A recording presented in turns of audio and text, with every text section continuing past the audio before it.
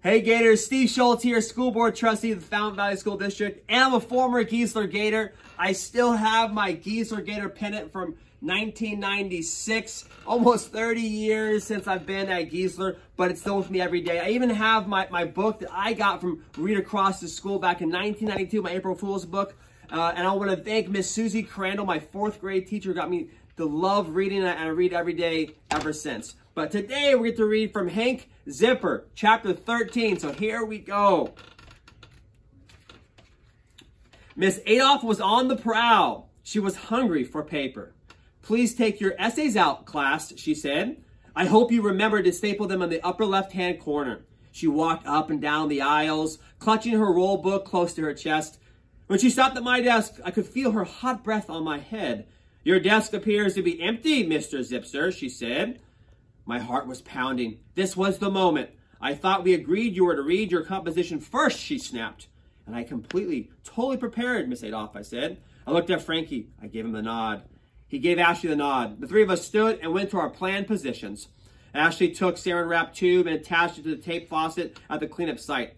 Frankie and I disappeared into the hall. Excuse me, Miss Adolph shouted. I think she was getting angry.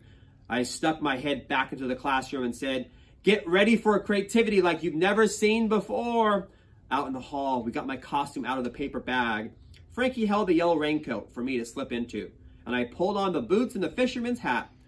Then we picked up the project and walked it into the classroom, where we placed it on the sink counter.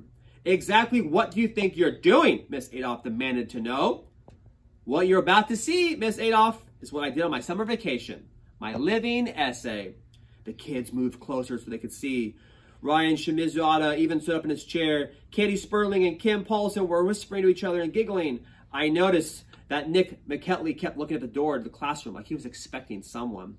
Before Miss Adolph could object again, I began. Niagara Falls was formed 12,000 years ago, but when I visited this summer, it didn't look a day over 11,000. It did, however, look wet, really wet. That was Ashley's cue. She turned on the faucet at the sink. With a quick twist of the nozzle, the water started to run through our hose and into the hole at the top of the papier-mâché cliff. I was so excited, I couldn't continue. The falls were actually doing what they were supposed to do, falling. The water hitting the bottom of the turkey pan sounded like rain. As Ashley turned on the fish tank pump, it started to bubble, moving the water from the bottom of the turkey pan back up to the top of the falls. The boat at the bottom of the pan rose in the water. It was floating. Everything was working. 600,000 gallons of water flow over these falls every second, I said. Old Robert had finally come in handy. Do you see the boat? I asked, pointing to the Lego people in it. Picture my mother, my father, my sister, and me, dressed as I am now, covered with mist. At that moment, Frankie turned on the fan, and a little of the water started to blow towards my raincoat. The kids gasped.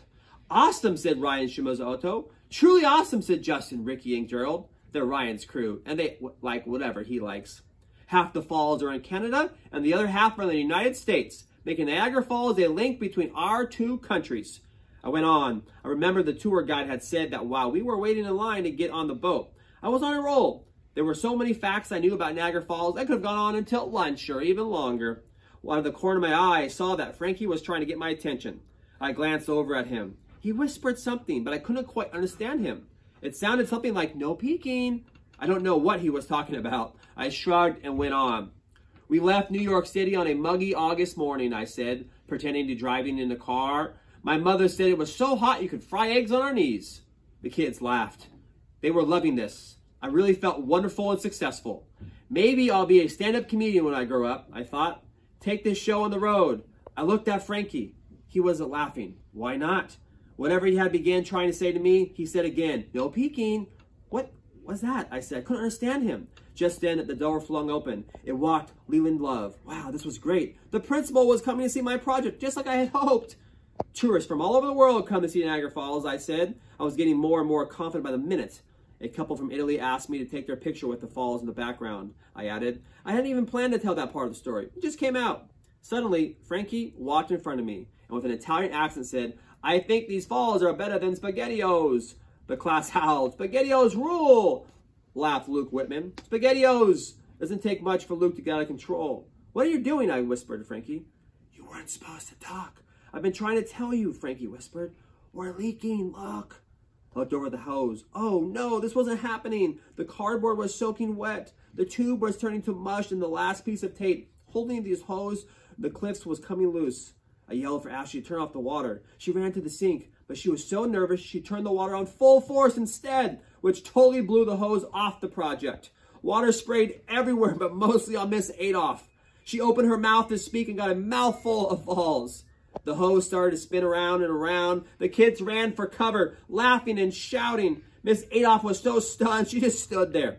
Bam! She got pelted again with a blast of water.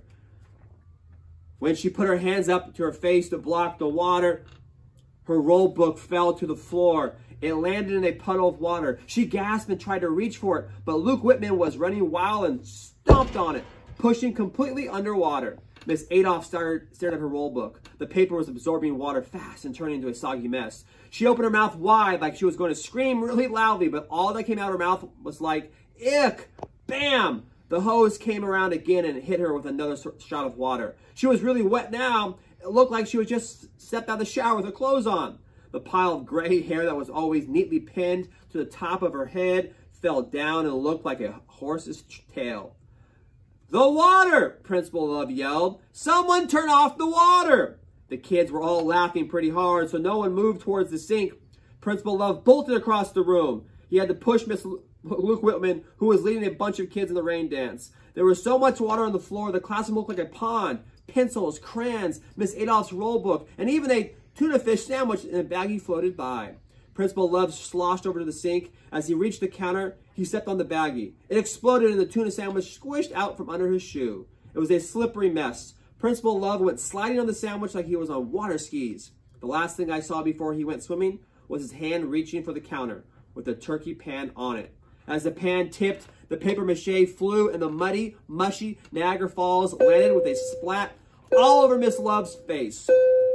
I didn't mean to laugh, but I couldn't stop. In fact, I was laughing so hard that I fell into the water. Then, what do I see but Nick McKelty's hand reaching out to Mr. Love. Don't worry, sir, he said. I'll save you. Sometimes I think things happen by the way they're supposed to. Because Nick McKelty, suck up of the century, slipped to and went flying headfirst into the muck. When he came up for air, he looked like he had a papier-mâché chicken sting sitting on his head. He wiped off his face and leaned over to Principal Love.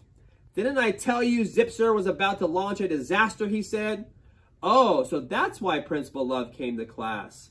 McKelty, that rat, told him to come to see me make a fool of myself. And stupid me thought it was because he heard I had a great project. Principal Love didn't say a word. All he did was wag a finger at me. I knew that meant, I'll see you in my office. Now! Keep reading, kids. I want to thank Mrs. Schroeder, Mrs. Artem, Mrs. Mooningham, Mrs. Crandall, Mrs. Benson, all my teachers from Gisler. 30 years from now, teachers, you're going to be someone's name too, and they're going to remember you. Gisler Gators for life. Be a reader for life. Keep reading. Enjoy Hank Zipster, and have a great day. Go Gators.